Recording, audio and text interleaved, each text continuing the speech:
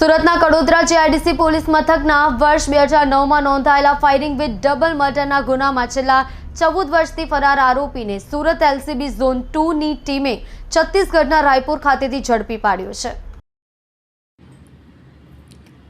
સુરત શહેર પોલીસે ગંભીર પ્રકારના ગુનામાં ફરાર આરોપીઓને ઝડપી પાડવા ઓપરેશન ફરાર શરૂ કરવામાં આવ્યું છે, જે અંતર્ગત આરોપીઓ પર રોકડ રકમના ઇનામ પણ જાહેર કરવામાં આવ્યા છે।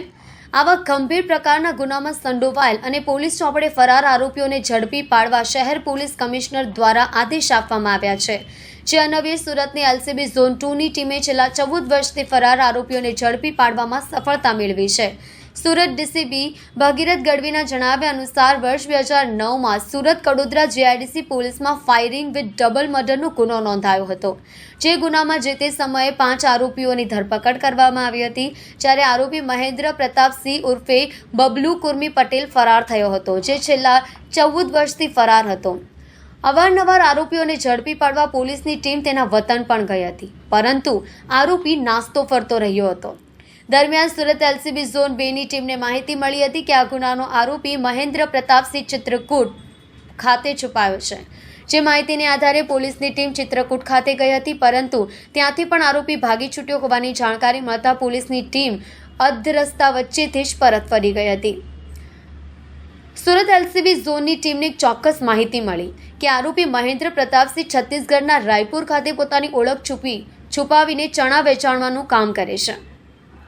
જે માહિતીને આધારે એલસીબી ટીમની છત્તીસગઢના રાયપુર ખાતે ટીમ ગઈ। 14 વર્ષ બાદ આરોપીની ઓળખ મેળવવી પોલીસ માટે ઘણી જ મુશ્કેલ બાબત હતી, જેથી આરોપીના સોશિયલ મીડિયા એકાઉન્ટ પરથી ફોટો મેળવી આરોપીની ઓળખ મેળવવામાં આવી। રાયપુર ખાતે સ્થાનિક લોકોનો પહેરવેશ ધારણ કરી પોલીસની ટીમ દ્વારા સતત આરોપીની વોચ રાખવામાં આવી હતી। રાયપુર ખાતે આવેલા અટલ એક્સપ્રેસ વે પર દાણા ચણાનું વેચાણ કરતા મહેન્દ્ર પ્રતાપસિંહને દબોચી લેવાયો હતો। આરોપીની હાલ ધરપકડ કરી આગળની કાર્યવાહી સુરત એલસીબી ઝોન 2 ટીમે હાથ ધરી છે। અમારી ઝોન 2ની એલસીબી ટીમે એક આરોપીને પકડી પાડ્યો છે। એ આરોપી 2009 કડોદરાના 2009ના ગુનામાં મર્ડર અને ફાયરિંગના ગુનામાં વોન્ટેડ હતો। એના ઉપર 10,000નું ઇનામ છે, એ પણ પોલીસને માહિતી હતી। પોલીસે આ અનુસંધાને પોતાની રીતના ઇન્ફોર્મેશન મેળવી હતી અને ઇન્ફોર્મેશન આધારે એવી માહિતી હતી કે આ વ્યક્તિ છત્તીસગઢમાં રાયપુર ખાતે આવેલ છે અને ત્યાં છુપાઈને રહે છે।